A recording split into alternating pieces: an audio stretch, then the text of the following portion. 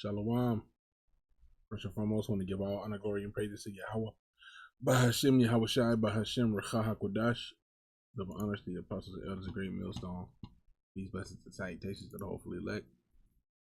It's Brother Isaiah with the Pittsburgh GMS camp.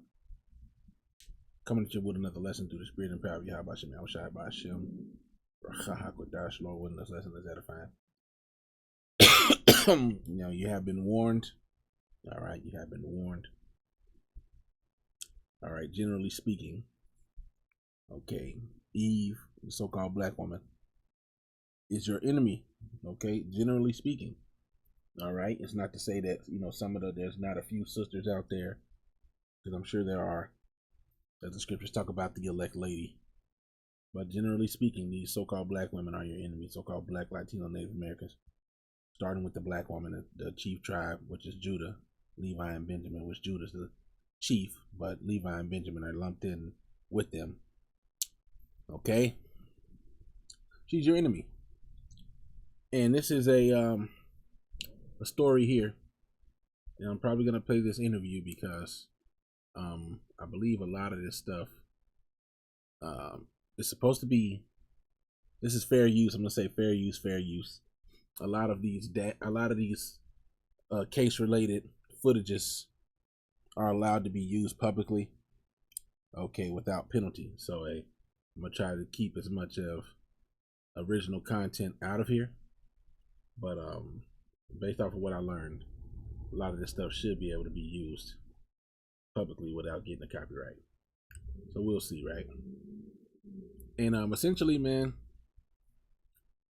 this is the husband, this is the wife, this is her lover. And they plotted to have him killed.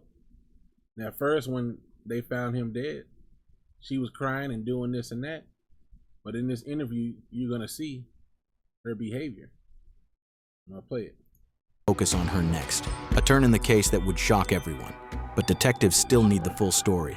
Was Kamaya being stalked by Jeremy, with him becoming obsessed and ultimately deciding to eliminate what he saw as his rival? Or was she actually part of it, aware of what was going to happen and involved from the start?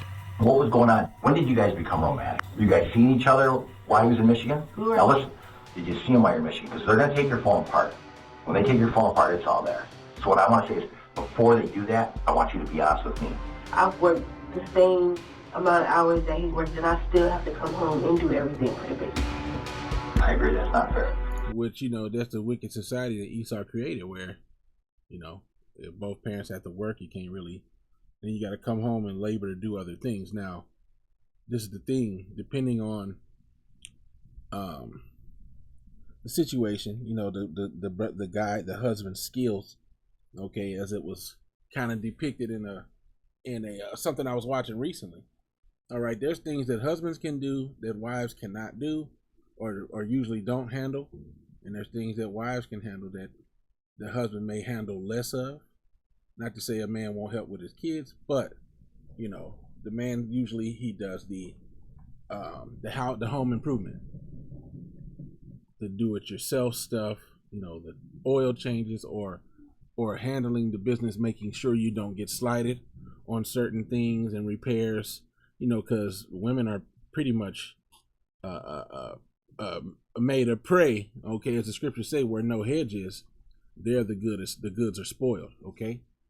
All right, so where you have no husband to protect you and to be a wall of defense, usually you get predatorized, or you become a prey, okay? You go to a car shop, and most women are like, I don't know, and the damn mechanic shop is like, yeah, we're gonna charge this chick everything we can. All right, we're gonna tell her she needs this. She ain't gonna know. We're gonna charge her $80 for an air filter, cabin air filter. She don't know. And so this is what happens, man. But so it's not to excuse it, but at the same time, women have their roles, men have their roles, and in the society we both usually have to work. So it's like not, it's just it's supposed to balance out. It's supposed to balance out. But it is wicked that we have to, that a woman can't stay in her house and do women's work, okay? Because there is work that women have to do. If you read Proverbs 31, women were not idle, okay? In addition to helping raising the kids and whatever, they was making stuff and selling stuff too. So there was women's work, but nevertheless, this is, we'll continue. And it's like the reason why the relationship and the bond was built between me. Now, mind you, she was crying. She was crying when all this shit first went down. You would have never suspected her. But now look at her demeanor. And Jeremy said you always tell me, you don't have to worry about that. When me and you get together, I'll make sure you have your breaks. I'll do this for the baby. I'll do that. And it just made me really feel like that all of that was going to happen. The first striking thing about Kamaya in the interview was how cold and calculated she was. Definitely not normal for an average person. You could even say she manipulated Jeremy into pulling the trigger.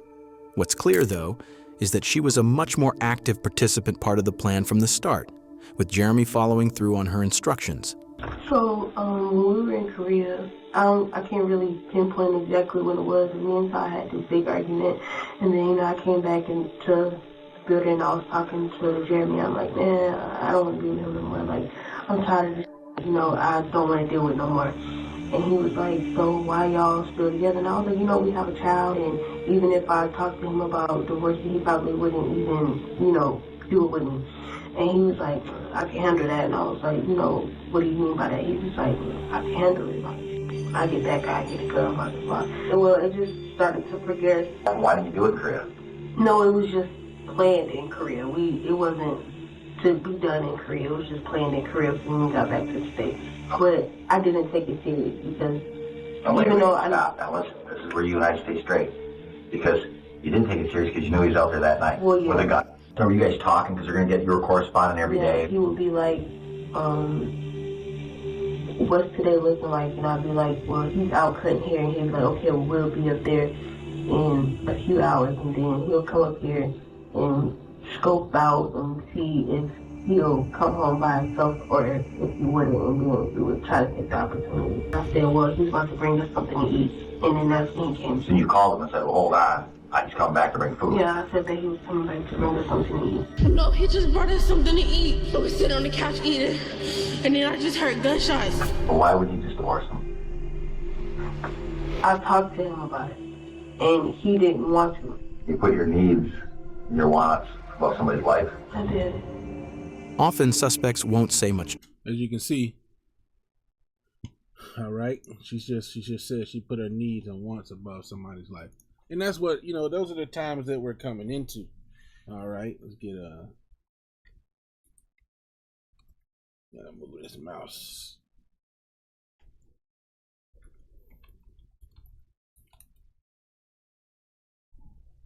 Matthew 24:12 says, and because iniquity shall abound, the love of many shall wax cold. And these are the times we're living in.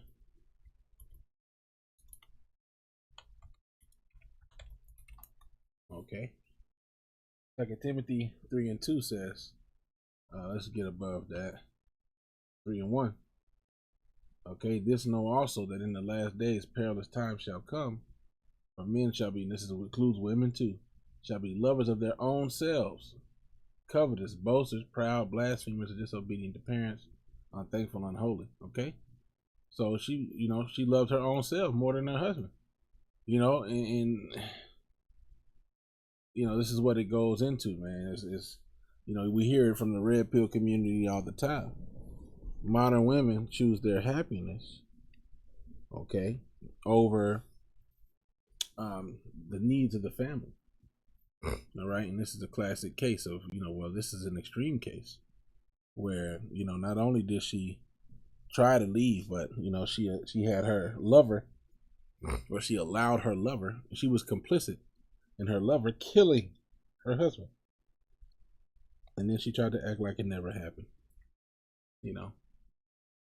As the scriptures say, this is the way of an adulterous woman. She eateth and wipeth her mouth and say she have done nothing wrong. Okay, she's like, it had to be done, basically. He didn't want to divorce me, so he had to go.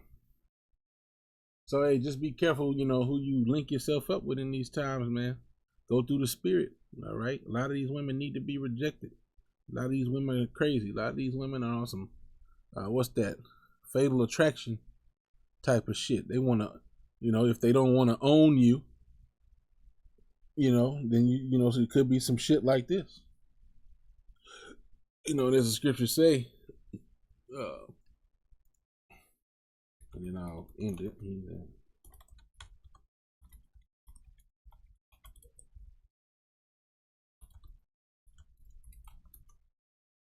Ecclesiastes 7:26 says, "And I find more bitter than death the woman, whose heart is snares and nets, and her hands as bands. Whoso pleaseth the Most High shall escape from her, but the sinner shall be taken by her." Call law Yum La Yahweh Bashim Yahushai Bashim Rachah Kodash. The one of the Apostle Elders, great millstone, peace, blessings, and salutation to the hopefully elect. Till next time, I want to say Shalom, Wa Ba Ba, Shalom.